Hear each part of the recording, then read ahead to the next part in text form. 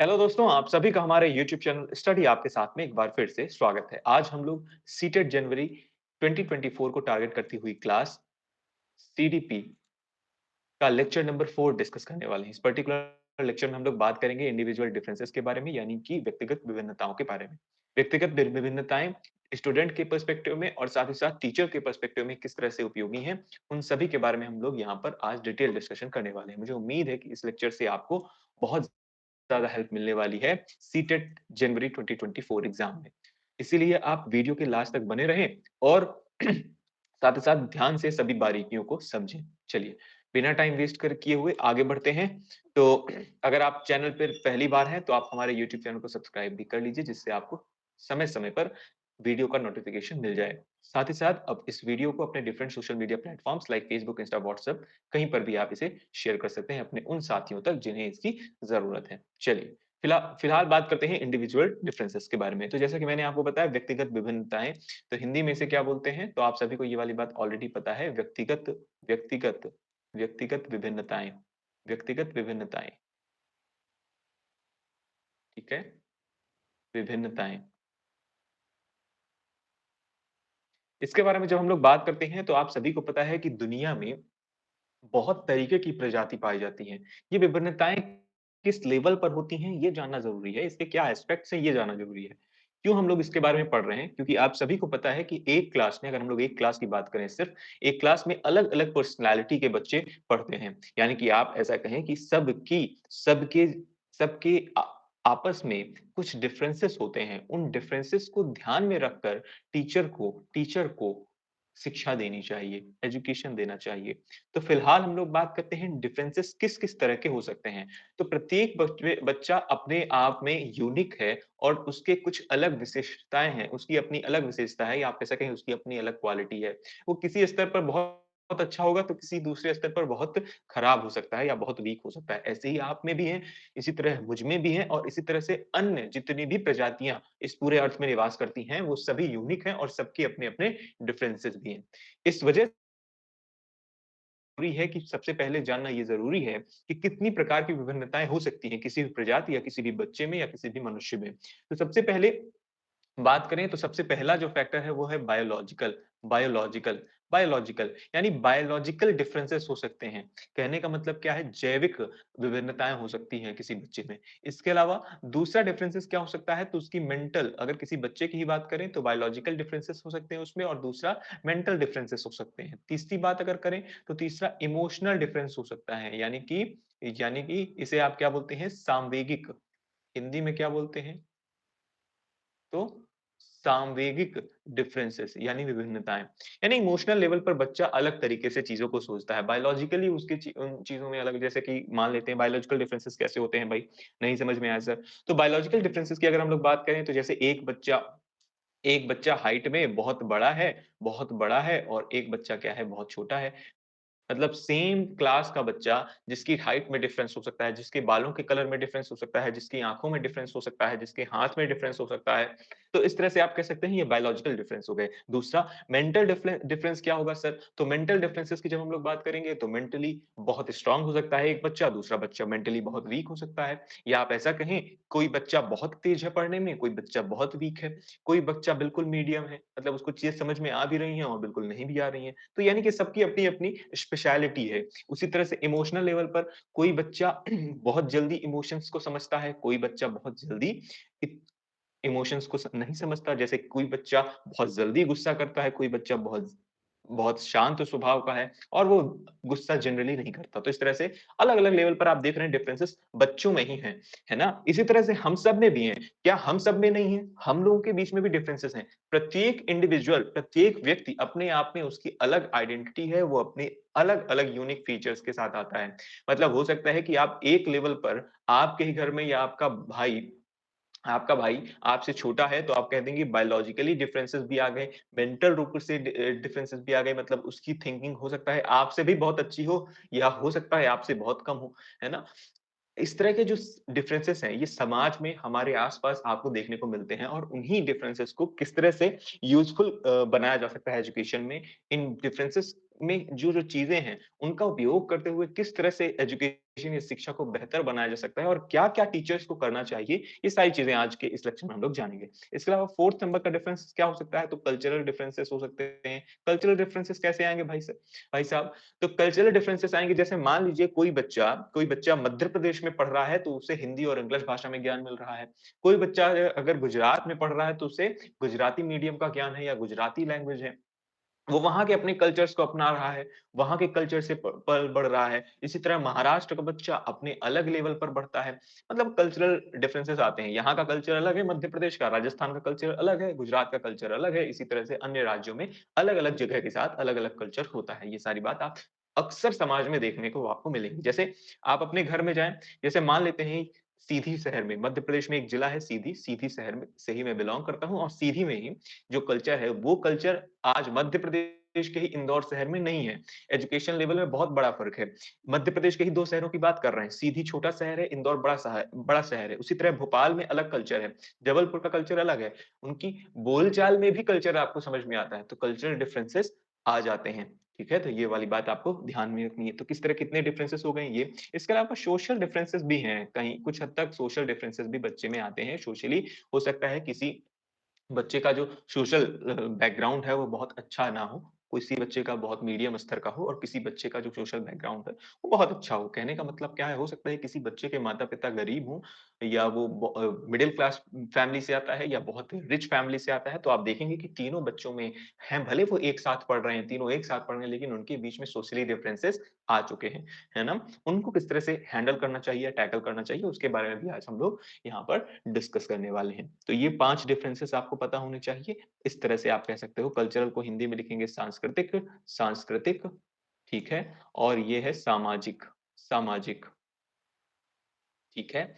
इस तरह से आप बायोलॉजिकल को क्या लिखेंगे भई? जैविक लिखेंगे हिंदी में। तो इस तरह से हम लोग कह सकते हैं मेंटल को अगर आपको नहीं याद आ रहा है तो मानसिक, मानसिक लिख लीजिए। मानसिक ठीक है, मानसिक। इस तरह की विभिन्नताएँ अलग-अलग लेवल पर हमें देखने को मिलती हैं। तो biological, mental, emotional, cultural, social कहने का मतलब क्या है? कहने का मतलब बिल्कुल सिंपल सा है कि प्रत्येक बच्चे की अपनी अलग स्पेशलिटी है, वो अपने यूनिक तरीके से वो पल बढ़ रहा है, अलग तरीके के माहौल में पढ़ रहा है। तो हो सकता है उनके बीच में किसी न किसी तरह की विभिन्नताएँ आ जाएँ। तो प्रत्येक बच्चे में अलग-अलग डिफरेंसेस आएँगे। इस वजह से वो डिफरेंसेस क्या हो सकते हैं? तो बायोलॉजिकल डिफरेंसेस हो सकते हैं, मेंटल डिफरेंसेस हो सकते हैं, इमोशनल डिफरेंसेस हो सकते हैं, कल्चरल डिफरेंसेस हो सकते हैं या सोशल डिफरेंसेस। यानी आप कहें ओवरऑल कितने भी डिफरेंसेस हों, उन सभी डिफरेंसेस को टैकल किस तरह करना है टीचर को, ये इम्पोर्टेंट है फिलहाल। तो ये आपको ये वाली बात ध्यान रखनी है। अगर हम लोग थोड़ा-सा बात करें तो सबसे पहले इंडिविजुअल डिफरेंसेस का कॉन्सेप्ट किसने दिया? तो यानी कि व्यक्तिगत विभिन्नताओं का ये जो कॉन्सेप्ट है, ये जो कॉन्सेप्ट है, ये कॉन्सेप्ट पर बात किसने की सबसे पहले? तो सबसे पहले एक व्यक्ति हैं जिनका नाम है सर फ्रांसिस गाल्टन। नाम याद रखना है सर फ्रांसिस गाल्टन, इनका नाम आपको ध्यान रखना है। कब? 1869 के आसपास इन्होंने एक बुक लिखी जिसका नाम क्या है? Hereditary genus. इनकी एक बुक आई इनकी एक बुक आई, बुक का नाम क्या है? Hereditary genus, hereditary genus. Important है यानी वंशानुगत प्रतिभाएँ। हिंदी में क्या बोलते हैं इसे? वंशानुगत प्रतिभा, वंशानुगत प्रतिभा। ठीक है? तो एक बुक लिखी सर फ्रांसिस गाल्टन साहब ने, उनकी उन्होंने सबसे पहले इस कॉन्सेप्ट पर बात की जिसका नाम क्या है? Individual differences. फ्रांसिस गाल्टन साहब की जब हम लोग बात करते हैं तो एक इम्पोर्टेंट क्वेश्चन जो अक्सर एग्ज़ाम में पूछा जाता है, वो ये है कि कि इन्हें फादर ऑफ इन्हें फादर ऑफ यूजेनिक्स कहा जाता है। यूजेनिक्स कहा जाता है। फादर ऑफ यूजेनिक्स कहा जाता है। अगर आपको ना दिखे तो आपको पीडीएफ में तो आसानी से ही दिख जाएगा। तो पीडीएफ आप ज़रूर देख लें, वहाँ से आपको पता चल जाएगा। सारी चीज़ें मैं इरेज़ नहीं करता हूँ कुछ भी, एज़ इट इज़ यही पीडीएफ आपको टेलीग्राम ग्रुप में मिल जाएगी। तो डिफरेंसेस मैंने बताया कई तरह के आ सकते हैं। फिलहाल ये ध्यान रखना है फादर ऑफ यूजेनिक्स किसे कहा जाता है? सर फ्रांसिस गाल्टन साहब को। इन्होंने ही पहली बार व्यक्तिगत भिन्नताएँ यानी कि इंडिविजुअल डिफरेंसेस के बारे में बात की। ठीक है? चलिए, फिलहाल बात करते हैं नेक्स्ट अगली चीज़ के बारे में। अगली बात जो क्या है वो है हमारा टाइप्स यानी कितने टाइप के इंडिविजुअल डिफरेंसेस हैं या सबसे पहले बात कर लेते हैं बेसिस के बारे में। क्या बेसिस हो सकते हैं इंडिविजुअल डिफरेंसेस के? तो वो लिख लेते हैं सबसे पहले, basis of individual individual differences. Basis क्या है इंडिविजुअल डिफरेंसेस के? मतलब आधार, व्यक्तिगत विभिन्नताओं के आधार। क्या आधार हो सकते हैं? तो मतलब बच्चों में व्यक्तिगत विभिन्नताओं के आधार क्या हैं? क्या आधार है उनके बेस? तो उनका इंटेलिजेंस लेवल अलग हो सकता है। इंटेलिजेंस जिसे आप क्या कहेंगे? बुद्धि, है ना? जिसे आप क्या कहेंगे? बुद्धि कहेंगे। इसके अलावा दूसरा है इंटरेस्ट। इंटरेस्ट लेवल अलग हो सकता है, प्रत्येक बच्चा हो सकता है किसी एक पर्टिकुलर सेक्टर में बहुत अच्छा इंटरेस्ट लेता हो, दूसरे सेक्टर में बहुत अच्छा इंटरेस्ट ना लेता हो, ऐसा बिल्कुल हो सकता है। इंटरेस्ट कहने का मतलब क्या है? इंटरेस्ट कहने का मतलब है बिल्कुल आप समझ पाएँगे कि मान लेते हैं कोई बच्चा गाने में बहुत अच्छा है, कोई बच्चा डांस करने में बहुत अच्छा है और कोई बच्चा पढ़ने में बहुत अच्छा है। तो अलग-अलग डिफरेंसेस उनके बीच क्रिएट हो गए। इसके अलावा उनके वैल्यूज़ अलग हो सकते हैं, वैल्यूज़ अलग हो सकते हैं। इंटरेस्ट को हिंदी में क्या बोलते हैं भाई? रुचि बोलते हैं, तो परेशान होने की ज़रूरत नहीं है। वैल्यूज़ यानी कि मूल्य। इसके अलावा उनके एप्टीट्यूड्स एप्टीट्यूड्स बहुत इंपॉर्टेंट है। एप्टीट्यूड एप्टीट्यूड को हिंदी में क्या बोलते हैं? अभिक्षमता बोलते हैं। अभिक्षमता बोलते हैं, ठीक है? इनके एप्टीट्यूड्स अलग हो सकते हैं। इसके अलावा उनका उनकी पर्सनैलिटी भी अलग हो सकती है। पर्सनैलिटी में भी डिफरेंसेस आ सकते हैं। पर्सनैलिटी तो ये पर्टिकुलर चीज़ें आपको ध्यान रखनी है। क्या-क्या बेसिस हैं? इंटेलिजेंस हो सकता है, इंटरेस्ट हो सकता है, वैल्यूज़ हो सकती हैं, एप्टीट्यूड हो सकती है या पर्सनैलिटी हो सकती है। जिसे आप क्या बोलते हैं? व्यक्तित्व बोलते हैं। हिंदी में क्या बोलते हैं इसे? व्यक्तित्व। ठीक है। मुझे उम्मीद है कि ये वाली बात आप समझ पाएँगे कि इसका आधार क्या है, यानी कि व्यक्तिगत विभिन्नताओं का आधार क्या है? तो ये आधार है किसका? किसका आधार है भाई? व्यक्तिगत विभिन्नताओं का। इंटेलिजेंस हो सकता है, इंटरेस्ट हो सकता है, वैल्यूज़, एप्टीट्यूड और पर्सनैलिटी। एप्टीट्यूड बहुत लोगों को समझ में नहीं आता है, तो एप्टीट्यूड मैं बता देता हूँ, बाकी चीज़ें तो आपको समझ में आ ही गई होंगी। एप्टीट्यूड क्या होता है? किसी स्किल को सीखने की क्षमता ही क्या कहलाती है? एप्टीट्यूड। किसी स्किल को सीखने की क्षमता, ये मैं लिख देता हूँ। किसी स्किल को सीखने की क्षमता, सीखने की जो क्षमता है, मतलब प्रत्येक बच्चे में किसी स्किल को सीखने की क्षमता जो है वो अलग हो सकती है। जैसे मान लेते हैं कि किसी एक बच्चे को अगर कुछ पढ़ाया जाए तो वो बहुत आसानी से, बहुत जल्दी उन चीज़ों को याद कर ले या उसे जल्दी से चीज़ें समझ में आ जाए। इसके अलावा ऐसा भी हो सकता है जस्ट इसी का उल्टा, क्या हो सकता है किसी बच्चे को बहुत समय बाद वो चीज़ें समझ में आएँ। ऐसा बिल्कुल हो सकता है। क्या-क्या फैक्टर्स हो सकते हैं? तो उसमें हेरिडिटी और एनवायरनमेंट दोनों का फैक्टर, लेकिन स्पेशली फैक्टर होता है अभिक्षमता में हेरिडिटी का। यानी कि हेरिडिटी कहने का मतलब आनुवांशिकता, आनुवांशिकता यानी आनुवांशिक रूप से अगर उसके जीन में नहीं है कि वो किसी स्किल को बहुत आसानी से, बहुत अच्छे से सीख पाए, बहुत जल्दी सीख पाए, तो उस अगर उसके जीन्स में नहीं है तो वो नहीं सीख सकता। ये सिंपल सा है। मतलब आपसे अगर कहा जाए कि ये किसका गुण है, तो ये कहाँ से आता है, अभिक्षमता कैसे आती है? आप सोचोगे कि भाई ये कहाँ से आ गई? कोई बच्चा बहुत अच्छा है पढ़ने में तो वो कैसे है? उसमें उसका रोल नाम मात्र का है बिल्कुल, क्योंकि उसके जीन्स में वो सारी चीज़ें, यानी कि उसके पेरेंट्स जो हैं वो बहुत अच्छे हैं, बहुत उनमें जो जीन्स हैं वो बहुत अच्छे हैं, वो किसी भी स्किल को एक्वायर बहुत आसानी से कर लेते हैं, इस वजह से उसमें ये गुण आ गया कि वो किसी स्किल को आसानी से सीख सकता है। हो सकता है, बिल्कुल ये किससे पॉसिबल है? तो ध्यान रखना हेरिडिटी का फैक्टर है। फिलहाल उस पर भी आएँगे, लेकिन ये पर्टिकुलर बेसिस मुझे लगता है आपको सारी चीज़ें समझ में आ गई। अब हम लोग इसकी टाइप्स के बारे में बात करेंगे, ठीक है? अच्छा, एक बात और, अगर किसी में डिफरेंस है, एक बात बहुत नोट करने वाली है कि अक्सर एग्ज़ाम में ये प्रश्न, इस तरह के प्रश्न पूछे जाते हैं कि अगर किसी व्यक्ति में इंडिविजुअल डिफरेंसेस हो, किसी व्यक्ति में इंडिविजुअल डिफरेंसेस हो तो क्या करना चाहिए? या किसी बच्चे में इंडिविजुअल डिफरेंसेस हो, यानी व्यक्तिगत विभिन्नता हो उसके अंदर किसी भी लेवल पर, किसी भी, चाहे वो इंटेलिजेंस की हो, चाहे वैल्यूज़ की या एप्टीट्यूड की, पर्सनैलिटी किसी की भी हो, तो क्या करना चाहिए? उसके साथ किस तरह का व्यवहार करना चाहिए? तो ध्यान रखना है, उसका रिस्पेक्ट करना चाहिए। रिस्पेक्ट, हमेशा ध्यान रखना है, ये वर्ड बहुत इंपॉर्टेंट है।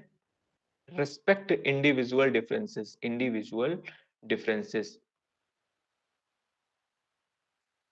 and don't laugh at others and don't laugh at others। कहने का मतलब क्या है? कहने का मतलब है व्यक्तिगत विभिन्नताओं वाले बच्चे या किसी व्यक्ति, कोई भी हो सकता है, उसका आदर करना चाहिए, उसका सम्मान करना चाहिए, उस पर हँसना नहीं चाहिए, उस पर जोक्स क्रैक नहीं करने चाहिए। क्योंकि प्रश्न ऑप्शन में इस तरह के आते हैं, मतलब कि व्यक्तिगत मान लेते हैं क्वेश्चन इस तरह से फ्रेम होता है कि व्यक्तिगत विभिन्नताओं वाले बच्चों के साथ किस तरह का व्यवहार करना चाहिए और 4 ऑप्शंस होते हैं। 4 ऑप्शंस में भी एक ऑप्शन ये भी होता है कि रिस्पेक्ट करना चाहिए इन ये या नहीं करना चाहिए या उन पर हँसना चाहिए। ऐसा भी ऑप्शन होता है हँसना चाहिए या फिर रिस्पेक्ट करनी चाहिए या उन्हें भगा देना चाहिए क्लास से या फिर कुछ भी नहीं, ऐसा कुछ ऑप्शन आता है। तो हमेशा ध्यान रखना है इंडिविजुअल डिफरेंसेस यानी व्यक्तिगत विभिन्नताओं वाले बच्चों का हमेशा आदर करना चाहिए, उनका हँसी-मज़ाक नहीं बनाना चाहिए, बल्कि उन्हें अलग तरीके से सिखाने का प्रयास करना चाहिए। ये टीचर की रिस्पॉन्सिबिलिटी है, ध्यान रखना है इस बात को, ठीक है? क्योंकि वेरिएशंस तो एंडलेस है ना, भाई किसी भी लेवल पर, किसी भी व्यक्ति में अलग-अलग समय पर डिफरेंसेस आ सकते हैं। हो सकता है कुछ चीज़ें आपको आज याद रहती हों, लेकिन हो सकता है कुछ समय बाद उसी बच्चे को वो चीज़ें ना याद रहें, है ना? वो जीन्स के कारण भी होता है, एनवायरनमेंट के कारण भी होता है, अलग-अलग फैक्टर्स उसमें इन्वॉल्व होते हैं, लेकिन उसमें विभिन्नताएँ आ सकती हैं। इसलिए उसका मज़ाक नहीं उड़ाना चाहिए, उसको नए तरीके और इनोवेटिव तरीके से सिखाने का प्रयास करना चाहिए। मैंने आपको वो टीचिंग मेथड्स बताई हैं ना, बहुत इम्पोर्टेंट है वो लास्ट की जो ह्यूरिस्टिक मेथड है, लैब और डिस्कवरी मेथड है और जो टीचिंग मेथड मैंने लास्ट में 2, 3, 4 कराई हैं, ब्रेनस्टॉर्मिंग हो गया आपका या रोल प्लेइंग मेथड हो गया।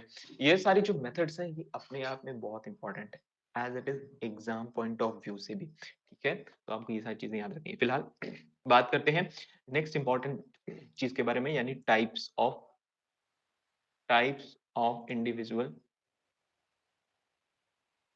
Individual differences types of individual differences के बारे में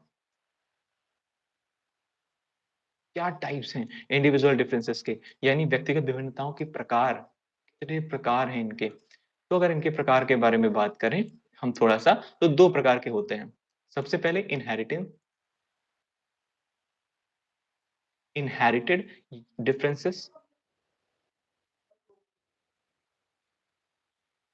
इनहेरिटेड डिफरेंसेस हो सकते हैं या एक्वायर्ड हो सकते हैं। एक्वायर्ड में क्या-क्या चीज़ें आएँगी? एक्वायर्ड ट्रेट्स या विभिन्नताएँ या डिफरेंसेस आप कुछ भी लिख सकते हैं। यानी वंशानुगत हो सकता है ये, वंशानुगत हो सकता है,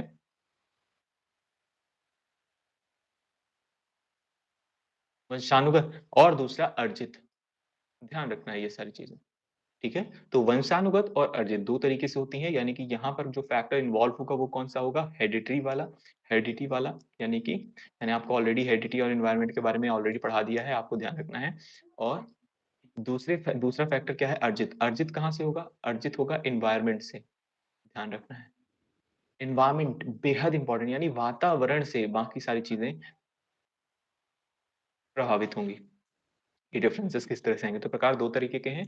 एक आपको ध्यान रखना है एक्वायर्ड ट्रेट्स, दूसरा ध्यान रखना है इनहेरिटेड डिफरेंसेस। अगर इन डिफरेंसेस के बारे में थोड़ा-सा और डिटेल में जानें तो इनहेरिटेड डिफरेंसेस वो किस तरह के डिफरेंसेस होंगे जिसमें क्या-क्या आएँगे? तो पहला है फिजिकल डिफरेंसेस, ध्यान रखना है फिजिकल डिफरेंसेस। फिजिकल डिफरेंसेस किस तरह से आएँगे? फिजिकल डिफरेंसेस में हो सकता है किसी के हेयर्स बहुत अच्छे हों, किसी के बहुत खराब हो सकते हैं, किसी का हाथ छोटा हो सकता है, उँगलियाँ छोटी हो सकती हैं, पाँव बड़े हो सकते हैं, किसी की वॉइस में भी फ़र्क पड़ता है, कोई छोटा होता है, कोई मोटा होता है, कोई पतला होता है। ये सारी चीज़ें किन फैक्टर्स पर डिपेंड करती हैं, तो ये पर्टिकुलरली हेरिडिटी यानी कि वंशानुगत यानी उसके जीन्स में किसी व्यक्ति के, किसी बच्चे के जीन्स में है, तो ये फिजिकल डिफरेंसेस आते हैं। तो इम्पोर्टेंट है, ध्यान रखना है, ठीक है? इसके अलावा दूसरा जो डिफरेंस है वो किस पर है? दूसरा डिफरेंस है इंटेलिजेंस लेवल पर, तो ध्यान रखना है इंटेलिजेंस का लेवल। मैंने ऑलरेडी आपको बता दिया इंटेलिजेंस या यहीं पर और करके आप मेंटल मेंटल डिफरेंसेस को लिख सकते हैं।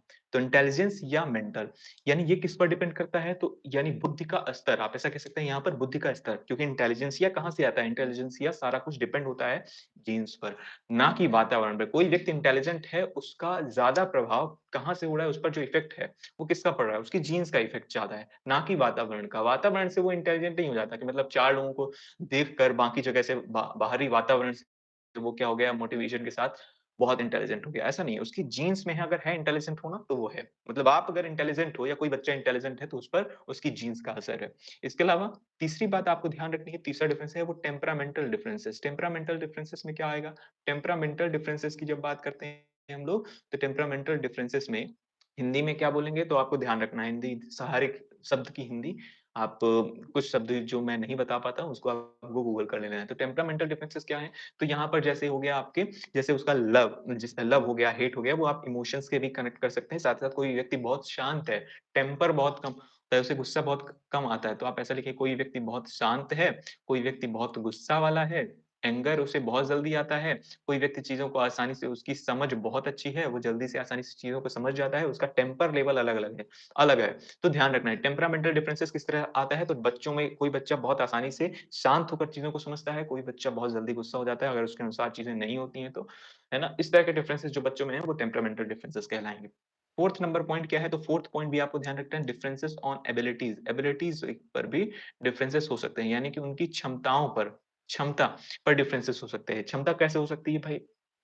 कोई बच्चा कोई बच्चा कोई बच्चे की क्षमता किसी एक पर्टिकुलर चैप्टर को याद करने की है 1 दिन में, दूसरे बच्चे को है आधे दिन में, तीसरे बच्चे को 2 घंटे में या हो सकता है किसी बच्चे को 3 दिन में, 4 दिन में। इस तरह से उसकी क्षमताएँ अलग-अलग कोई बच्चा बहुत अच्छे से किसी काम को कर लेता है, कोई बच्चा बहुत अच्छे से काम को नहीं कर पाता है। इस तरह के जो डिफरेंसेस हैं वो किस पर बेस्ड होंगे? वो सारे किस पर बेस्ड हैं? हेरिडिटी पर बेस्ड हैं। तो ध्यान रखना हम लोग जितनी भी प्रॉपर्टी अभी कर रहे हैं, वो इनहेरिटेड डिफरेंसेस की बात कर रहे हैं। ये सारी प्रॉपर्टी ये जो 4 मैंने बताया आपको फिजिकल, इंटेलिजेंस, टेम्परामेंटल और एबिलिटी ये चारों डिफरेंसेस किसकी वजह से आ रहे हैं? वो हेरिडिटी की वजह से आ रहे हैं, वातावरण की वजह से नहीं आ रहे हैं, ध्यान रखना। प्रश्न क्या पूछा जाएगा? प्रश्न पूछा जाएगा फिजिकल डिफरेंसेस किस वजह से आते हैं? टेम्परामेंटल डिफरेंसेस किस वजह से आ जाते हैं? एबिलिटीज़ में जो डिफरेंसेस है बच्चों में, वो किस वजह से आते हैं? तो ध्यान रखना है इनहेरिटेड डिफरेंसेस की वजह से आते हैं, वो वातावरण की वजह से नहीं आ जाते, है ना? क्यों ऐसा होता है भाई? क्षमता। क्षमता की बात करते हैं तो अगर मान लेते हैं किसी बच्चे क्षमता की बात कर रहे हैं लास्ट वाले की, मान लेते हैं किसी बच्चे के पेरेंट्स बहुत अच्छी क्षमता वाले व्यक्ति हैं, मतलब वो हर एक काम को बहुत अच्छे से कर पाते हैं, हर एक काम को आसानी से मैनेज कर पाते हैं, है ना? मैंने कई कई जगह ये सारी चीज़ें नोटिस की हैं, आप लोगों ने भी की होंगी। पहला कि कोई किसी के घर आप जाओ तो हर एक चीज़ें बहुत ही ऑर्गनाइज़्ड फॉर्म में रहती है, हर एक चीज़ बहुत ही वेल मैनर्ड रहते हैं वो, मतलब पेरेंट्स की बात कर रहे हैं। उसी तरह बच्चा भी वही सारी चीज़ें सीख रहा होता है, अब क्योंकि घर में ही पल-बढ़ रहा होता है, उसके पहले ही स्टार्टिंग फेज़ में जब, तो वो सारी चीज़ें वहीं से एक्वायर कर रहा है ना? जबकि किसी दूसरी जगह जाओगे तो हो सकता है वहाँ के पेरेंट्स हो सकता है उन चीज़ों को यानी घर को आसानी से बहुत आसानी से या बहुत अच्छे से मैनेज ना करते हों। इस वजह से वो डिफरेंसेस बच्चे में भी आ जाते हैं या बच्चे में भी वो वही गुण आ जाते हैं। बाद में हो सकता है कि एनवायरनमेंट की वजह से थोड़ा बहुत डिफरेंसेस आए और बच्चा कुछ चीज़ों को आसानी से मैनेज करने लगे। ये बिल्कुल पॉसिबल है, लेकिन स्टार्टिंग फेज़ में ये सारी चीज़ें कहाँ से आती हैं? ये सारी चीज़ें हेरिडिटी की वजह से आती हैं, इनहेरिटेड डिफरेंसेस की वजह से आती हैं। मुझे उम्मीद है कि ये सारी बात समझ में आ रही है। इसके अलावा 5th पॉइंट आप नोट करेंगे, 5वाँ पॉइंट इसी में है, वो क्या है? Differences based on sex sex यानी कि जेंडर में भी डिफरेंसेस आते हैं। जेंडर में डिफरेंसेस किस तरह से आएँगे भाई? एक व्यक्ति मेल है, एक मान लीजिए फीमेल है, ये दोनों जेंडर बेस्ड हैं, है ना? मेल और फीमेल की बात हो रही है। मेल की बात करें तो ऐसा अक्सर सुना जाता है, ऐसा कहा जाता है कि जो महिलाएँ हैं, वो चीज़ें या आप ऐसा कहें सोशल रिस्पॉन्सिबिलिटी बहुत अच्छे से सँभाल पाती हैं। महिलाएँ ऐसी मान्यता है और ऐसा कर भी पाती हैं वो, इस वजह से मान्यता है। जबकि पुरुष वर्ग इतनी आसानी से इन चीज़ों को नहीं समझ पाता, ना सँभाल पाता है। इस वजह से आप कहेंगे कि इन दोनों में भी आपस में डिफरेंसेस आ गए, मतलब सेक्स के बेसिस पे भी डिफरेंसेस आ गए, है ना? तो ये भी इम्पोर्टेंट है। 6वाँ पॉइंट एक और पॉइंट आप लिखेंगे वो है पर्सनैलिटी डिफरेंस, 6वाँ है पर्सनैलिटी। ये हमने ऑलरेडी पढ़ लिया। पर्सनैलिटी डिफरेंस आ सकता है किसी भी बच्चे में, इसके अलावा मैच्योरिटी का लेवल, तो मैच्योरिटी डिफरेंस आ सकता है और 8वाँ नंबर आपको ध्यान रखना है जो कि लास्ट है, एप्टीट्यूड जो कि हमने ऑलरेडी कवर कर लिया है। तो इस तरह से हमने देख लिया कि किस तरह के डिफरेंसेस आ सकते हैं किसी भी बच्चे में हेरिडिटी के द्वारा, यानी वंशानुगत तरीके से किस तरह के डिफरेंसेस किसी बच्चे में आ सकते हैं। बिल्कुल सिंपल सा है, ध्यान इतना ही रखना है, परेशान होने की ज़रूरत बिल्कुल नहीं है। तो फिजिकल डिफरेंसेस कहाँ से आए? फिजिकल डिफरेंसेस हेरिडिटी की वजह से आए। इंटेलिजेंसिया कहाँ से आया? कहाँ से आता है? हेरिडिटी की वजह से आता है। टेम्परामेंटल डिफरेंसेस किसकी वजह से आता है? ये भी हेरिडिटी की वजह से आता है। एबिलिटीज़ के बारे में बात करते हैं, वो भी एबिलिटीज़ की भी वहाँ हेरिडिटी की वजह से इसी तरह से सेक्स डिफरेंसेस, पर्सनैलिटी, मैच्योरिटी और एप्टीट्यूड। दूसरी बात है एक्वायर्ड ट्रेड यानी वातावरण से किस तरह की चीज़ें हमें मिलती हैं, तो मैं यहाँ पर वो सारी चीज़ों को लिखने का प्रयास करता हूँ। तो आप यहाँ से एक्वायर्ड ट्रेड्स की बात करते हैं। एक्वायर्ड ट्रेड्स की बात कर रहे हैं। एक्वायर्ड ट्रेड्स की जब हम लोग बात करते हैं, तो आपको कुछ चीज़ों का ध्यान बिल्कुल रखना है, इसमें किस तरह के डिफरेंसेस शामिल हैं। तो सबसे पहला जो कि बहुत इंपॉर्टेंट है, वो है सोशल डिफरेंसेस। सोशल डिफरेंसेस जो आते हैं ना, सोशल डिफरेंसेस अब आपको चीज़ें बहुत आसानी से समझ में आएँगी, यानी सामाजिक विभिन्नताएँ जो आती हैं सामाजिक विभिन्नताएँ जो आती हैं, वो किसकी वजह से आती हैं? तो सामाजिक विभिन्नताएँ भाई हेरिडिटी की वजह से नहीं आती, एनवायरनमेंट की वजह से आती हैं। कैसे आती हैं? जैसे मान लेते हैं कि एक पर्टिकुलर व्यक्ति के आस-पास का जो समाज है वो बहुत अच्छा है, तो उसके में जो गुण आएँगे, जो अच्छी चीज़ें आएँगी, वो कहाँ से आएँगी? समाज के कारण आएँगी ना, एनवायरनमेंट की वज़ह से आ रही हैं किसी बच्चे में। जबकि किसी दूसरे बच्चे के का जो सामाजिक एनवायरनमेंट है या जो समाज है उसके आस-पास का, वो इतना अच्छा नहीं है, तो कहाँ से आएँगे? उसमें जो प्रॉपर्टीज़ आएँगी, हो सकता है बहुत खराब आ जाएँ। किसी एक पर्टिकुलर कोई एक पर्टिकुलर थॉट उसके अंदर हो जो कि बहुत खराब हो या हो सकता है बहुत अच्छा भी हो, ऐसा भी हो सकता है। तो अलग-अलग चीज़ें हो सकती हैं, पॉसिबिलिटीज़ बहुत सारी हैं, समाज का प्रभाव बहुत पड़ता है, ये आप भी जानते हैं। समाज बहुत बड़ा फैक्टर है हर एक जगह, चाहे आप स्टार्टिंग एज में हो यानी बच्चे हों या फिर आप वृद्ध हों, समाज का जो इफ़ेक्ट है ना, वो जीवन भर चलता रहता है। आपके समय में की बात करूँ तो आज आपको एक जॉब लेने का प्रेशर है, घ खुद से मेंटल प्रेशर तो है ही, साथ ही साथ सामाजिक प्रेशर भी है आपके ऊपर। मतलब 4 लोग आकर बोल जाते होंगे कि भई अभी तक आपकी जॉब नहीं लगी, ऐसा भी हो सकता है।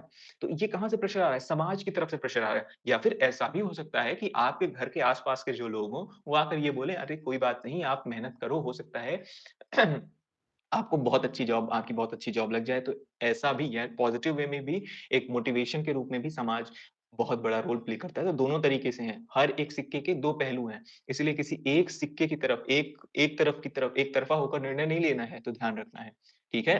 दूसरी बात अगर हम लोग बात करें सोशल डिफरेंसेस के अलावा इमोशनल डिफरेंसेस कहाँ से आते हैं? इमोशनल डिफरेंसेस भी वातावरण की वजह से आते हैं, वातावरण या एनवायरनमेंट की वजह से आते हैं। ठीक है? इसके अलावा तीसरा डिफरेंस क्या हो सकता है? तो तीसरा डिफरेंस ध्यान रखना है कल्चरल डिफरेंसेस यानी कोई बच्चा हिंदी बोल रहा है तो क्यों बोल रहा है भई? वातावरण उसके आस-पास का जो एनवायरनमेंट है वो हिंदी का है, इस वजह से हिंदी बोल रहा है। अगर किसी बच्चे के आस-पास का एनवायरनमेंट इंग्लिश का होगा तो वो इंग्लिश बोलेगा, बिल्कुल सिंपल सा है। अगर आपसे पूछ लिया जाए आपके आस-पास का वातावरण या किसी बच्चे के आस-पास का वातावरण अगर फ्रेंच लैंग्वेज का है तो वो फ्रेंच बोल रहा है। चाइनीज़ लैंग्वेज का है तो चाइनीज़ बोल रहा है, बघेली का है तो बघेली बोल रहा है, बुंदेली का है तो बुंदेली बोल रहा है ना? मालवी, निमाड़ी अलग-अलग जो लैंग्वेजेज़ हैं, वहाँ का प्रभाव पड़ता है, समाज का प्रभाव बिल्कुल पड़ता है, समाज के साथ-साथ कल्चर का भी प्रभाव पड़ता है या सांस्कृतिक प्रभाव भी पड़ता है। 4th number point learning style कहाँ से सीखता है बच्चा? लर्निंग स्टाइल लर्निंग स्टाइल में मैं बहुत अच्छा एग्ज़ाम्पल मैं आपको बताता हूँ, हो सकता है मैंने ही कुछ एक्वायर की हैं जिनमें से। मैं इस बचपन में जब मैं बचपन में किसी भी व्यक्ति को कि किसी कोई भी मेरे से जो सीनियर व्यक्ति होता है ना, जो भी सीनियर होते हैं और सीनियर को मैं जब भी इंग्लिश स्पेशली लिखते हुए देखता था या हिंदी लिखते हुए देखता था तो मुझे उनकी कॉपी करने का मन करता था। कॉपी कब करने का मन करता था? जब मुझसे अच्छा वो लिख रहे हों, ठीक है?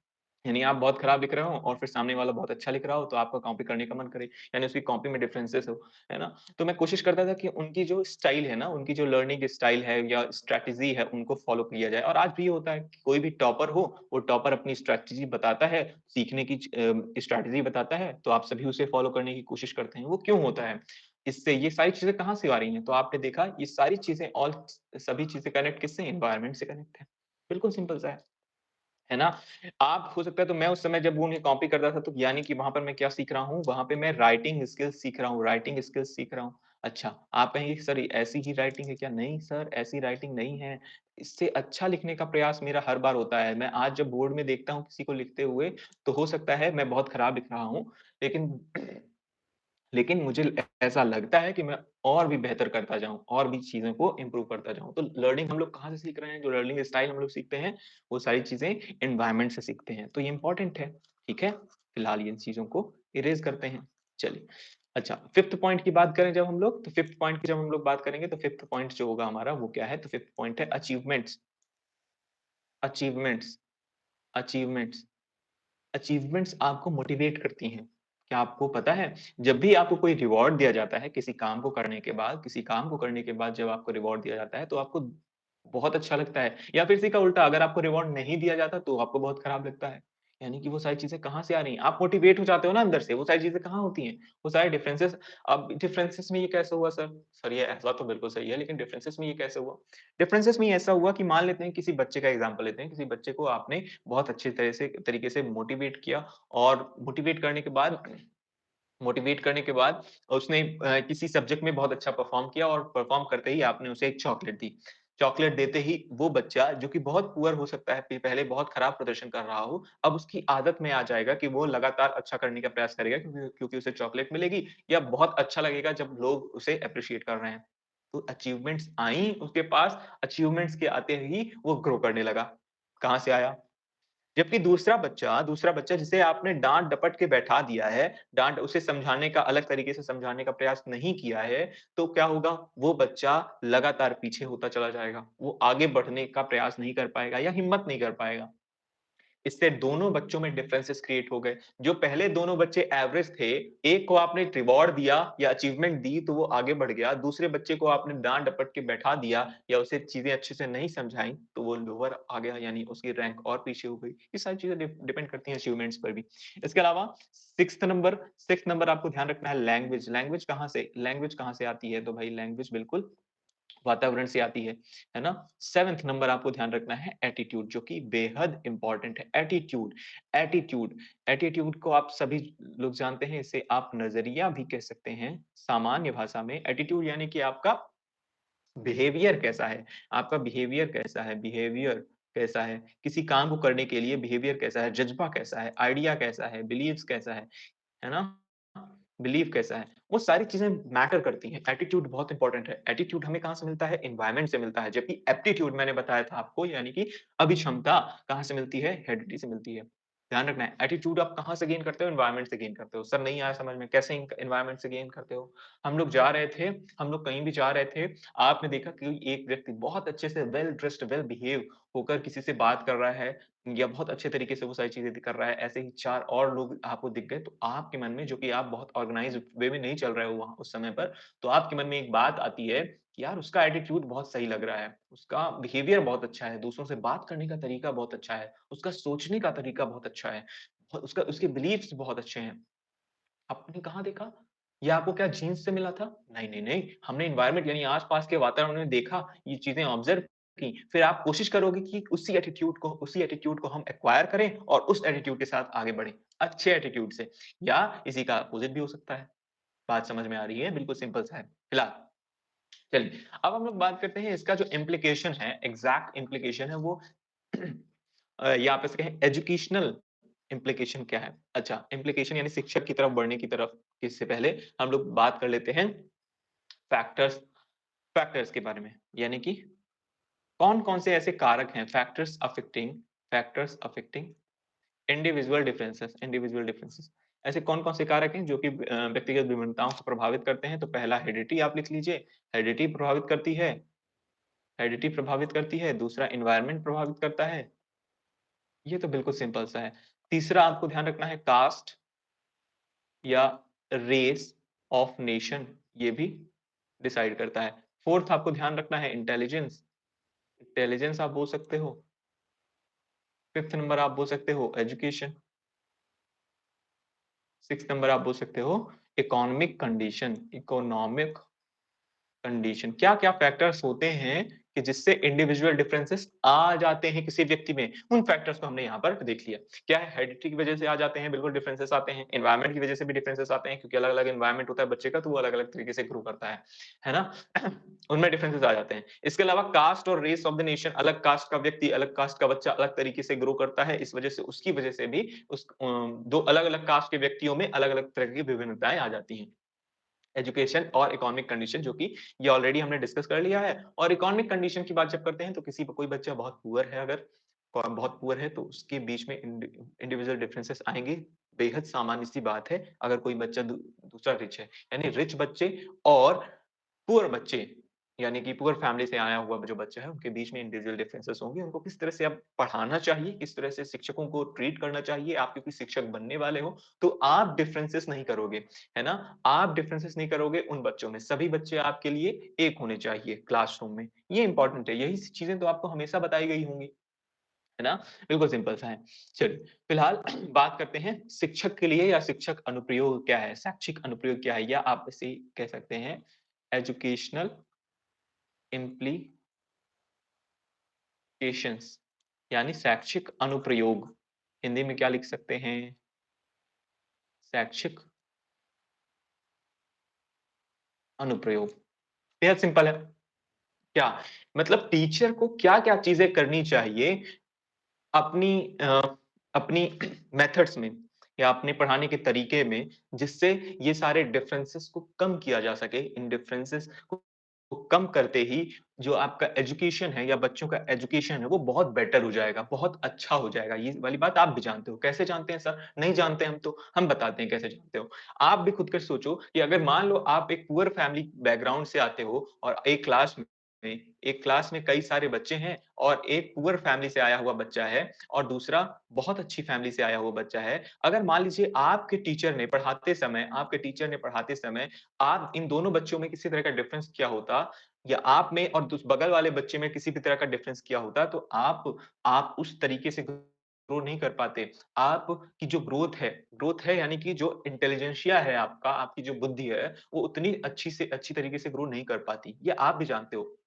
इसलिए कहा जाता है कि शिक्षक को या आप भी उस समय पे कहते रहे होंगे कि शिक्षक को हमेशा सब बच्चों को सेम नज़रिए से देखा जाना चाहिए। इसी वजह से एक बहुत अच्छा ट्रेडिशन स्कूल्स में आया और वो क्या है उन सभी की यूनिफ़ॉर्म सेम कर दी गई। यानी कि आप सभी बच्चों की सेम यूनिफ़ॉर्म होती थी जिसकी वजह से यही इंडिविजुअल डिफरेंसेस को क्या किया जाए, इसी इंडिविजुअल डिफरेंसेस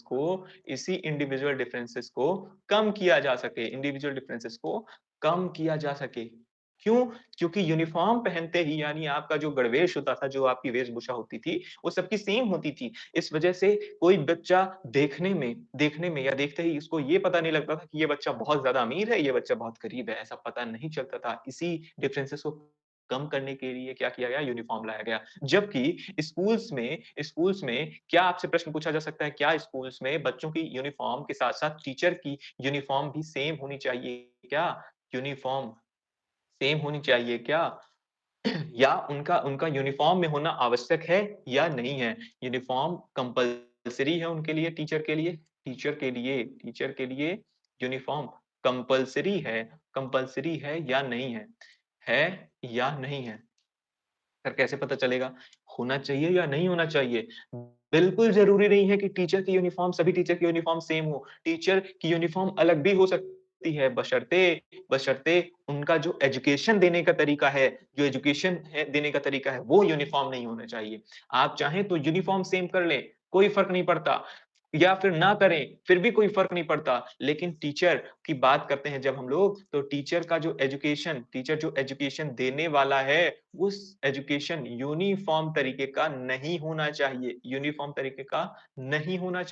आपसे प्रश्न क्या पूछा जाता है? सीटेट या किसी अदर टेट एग्ज़ाम्स में क्या पूछा जाएगा? आपसे प्रश्न पूछा जाएगा, क्या क्या टीचर जो एजुकेशन देता है, क्या उसे हमेशा यूनिफ़ॉर्म एजुकेशन देनी चाहिए? बिल्कुल नहीं देनी चाहिए। यही चीज़ें तो मैंने प्रीवियस लेक्चर में आपको बताई हैं। टीचिंग मेथड अलग-अलग 10-12 तरीके की टीचिंग मेथड क्यों बताई गई हैं? वो इसीलिए बताई गई हैं क्योंकि आपको आपको जो या क्योंकि क्लास में अलग-अलग तरीके के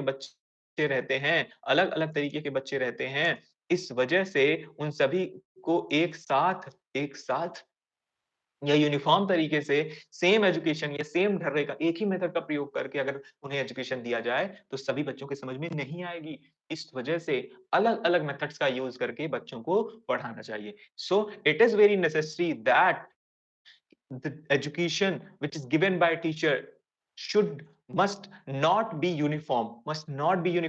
It should be डिफरेंशिएटेड या आप ऐसा कहें डिफरेंशिएटेड इंस्ट्रक्शंस को फॉलो करती हुई एजुकेशन को या मेथड्स को देना चाहिए, के थ्रू एजुकेशन देना चाहिए।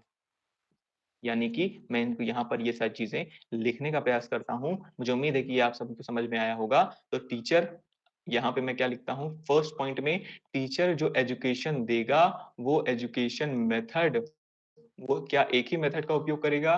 क्या यूनिफ़ॉर्म होनी चाहिए? तो यूनिफ़ॉर्म नहीं होनी चाहिए। यूनिफ़ॉर्म यानी सेम नहीं होनी चाहिए। किस मेथड का उपयोग करना चाहिए?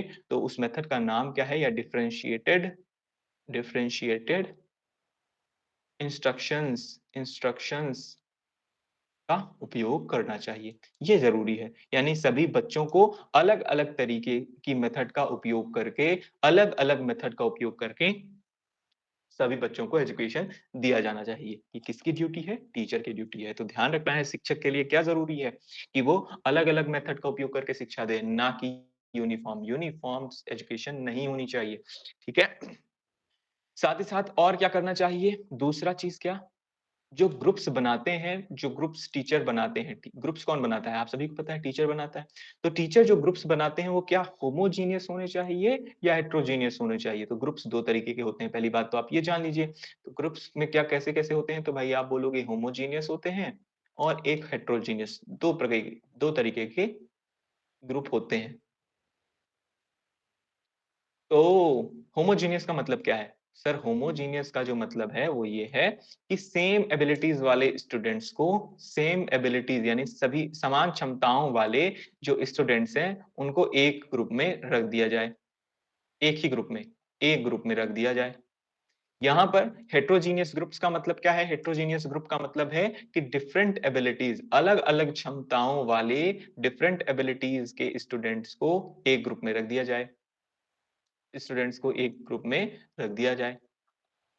क्या होना चाहिए? तो आप बोलोगे कहने का मतलब नहीं समझ में आया सर।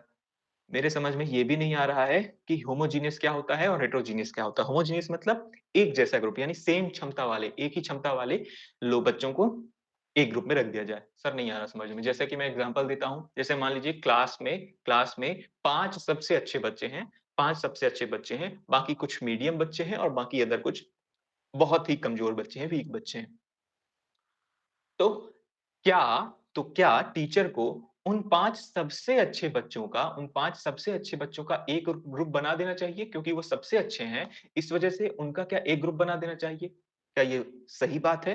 तो ऐसा बिल्कुल नहीं है, ध्यान रखना है। इसके अलावा अगर कह दें, ये सबसे अच्छे बच्चे हो गए यहाँ पे, 5 सबसे अच्छे बच्चे या बाकी अदर के ग्रुप आपने बना दिया जो मीडियम हैं, जो मीडियम बच्चे हैं, उनका एक अलग ग्रुप बना दिया गया और सबसे कमज़ोर यानी कि वीक बच्चों का अलग ग्रुप बना दिया। क्या ऐसा होना चाहिए? तो ऐसा नहीं होना चाहिए। सेम एबिलिटीज़ वाले स्टूडेंट्स एक ग्रुप में नहीं होने चाहिए। कब? जब क्लास में ग्रुप बनाया जाता है, तो कैसा ग्रुप बनाया जाना चाहिए, इस पर बात हो रही है। कि क्लास में जो ग्रुप बनाया जाता है ना, ग्रुप मेथड का यूज़ करके या जब ग्रुप बनाया जाता है या एजुकेशन दिया जाता है, तो उस समय जो ग्रुप बनाए जाते हैं, वो कैसे होने चाहिए? तो ध्यान रखना है, हमेशा डिफरेंट एबिलिटीज़ वाले स्टूडेंट्स को एक ग्रुप में रखना चाहिए। कहने का मतलब क्या है कि आपने टीचर को हमेशा टीचर जो हमेशा एक ग्रुप बनाएगा, उसमें एक सबसे अच्छा बच्चा होगा, उसमें दूसरा थोड़ा-सा कम अच्छा बच्चा होगा और तीसरा कम अच्छा बच्चा होगा। इसी तरह से ग्रुप बना देना चाहिए, अगर 5 बच्चों का ग्रुप है या 3 बच्चों का ग्रुप है।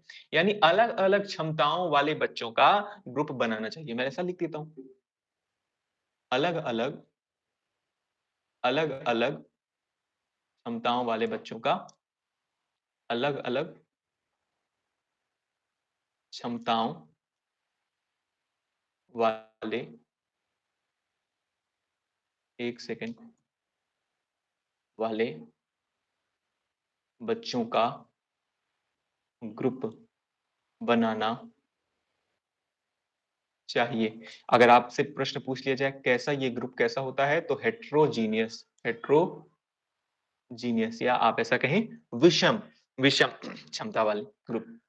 मुझे उम्मीद है ये वाली बात आपको समझ में आ गई होगी। इसके अलावा भाई और क्या होना चाहिए? और तीसरी बात क्या? स्टूडेंट्स के लिए तीसरा पॉइंट ध्यान रखना है स्टूडेंट्स के लिए टीचर्स को क्या करना चाहिए? तो स्टूडेंट्स के लिए एक कंफर्टेबल एनवायरनमेंट क्रिएट करना चाहिए कंफर्टेबल एनवायरनमेंट क्रिएट करना चाहिए। कंफर्टेबल एनवायरनमेंट कहने का मतलब क्या है? कंफर्टेबल एनवायरनमेंट कहने का मतलब है कोई बच्चा किसी भी टीचर से बहुत आसानी से सवाल अपने रख सके, अपने अपने क्वेश्चंस को आसानी से वो पूछ सके, ऐसा एनवायरनमेंट क्रिएट करना चाहिए। मतलब प्रत्येक टीचर को क्या करना चाहिए? प्रत्येक टीचर को क्या करना चाहिए? कंफर्टेबल एनवायरनमेंट क्या करना चाहिए? क्रिएट करना चाहिए। किनके लिए? तो बच्चों के लिए, जिससे वो आसानी से अपने प्रश्न पूछ सकें और टू वे कम्युनिकेशन एस्टैब्लिश हो सके। यहाँ पर जब मैं आपको ऑनलाइन वीडियो पढ़ा रहा हूँ, तो टू वे कम्युनिकेशन कैसे हो सकती है? तो जब आप कमेंट सेक्शन में कुछ बताएँगे, कुछ अच्छा बताएँगे मुझे, जिससे मुझे लग बताने कहने का मतलब है कि आपको चीज़ें समझ में आ रही हैं या नहीं आ रही हैं। एट लीस्ट आप वो बताएँ।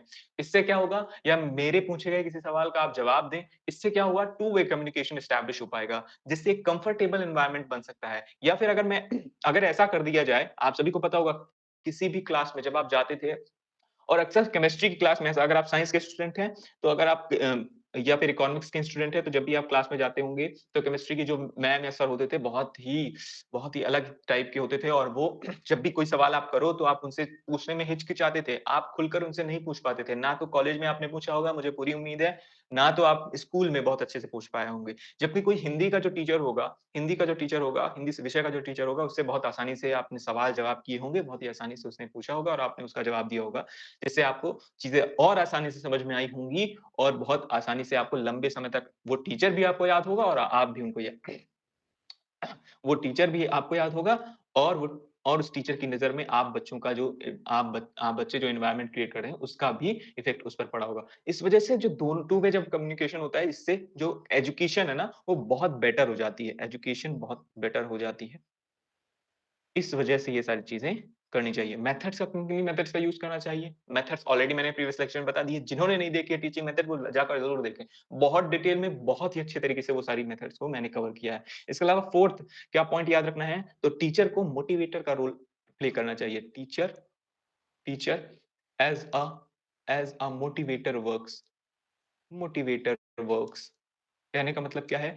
टीचर को हमेशा बच्चों को मोटिवेशन देनी चाहिए। क्या देनी चाहिए? मोटिवेशन। अब मोटिवेशन तो आप सभी को पता है, मोटिवेशन तो पता है, यानी प्रेरित करना, अच्छा काम करने के लिए प्रेरित करना, है ना? प्रेरित करना।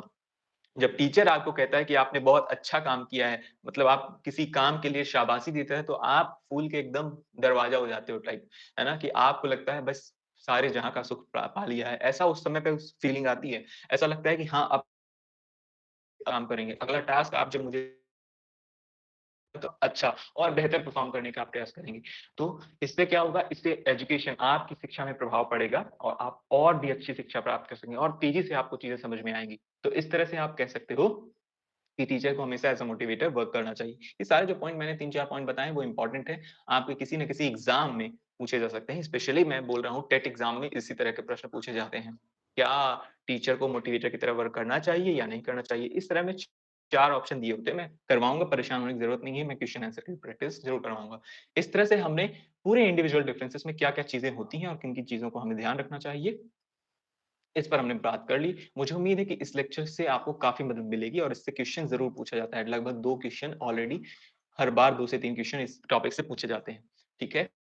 अगर इस टॉपिक में किसी भी तरह का आपको डाउट है, तो आपको डाउट कहाँ लिखना है? डाउट कमेंट सेक्शन में ज़रूर लिखना है कि आपका डाउट क्या है। इसके अलावा आप मुझसे सोशल मीडिया से भी जुड़ सकते हैं। सोशल मीडिया में अबाउट अस वाला सेक्शन है। वहाँ पर आप इंस्टाग्राम या टेलीग्राम या फ़ेसबुक कहीं पर भी आप मुझसे जुड़ सकते हैं, ठीक है?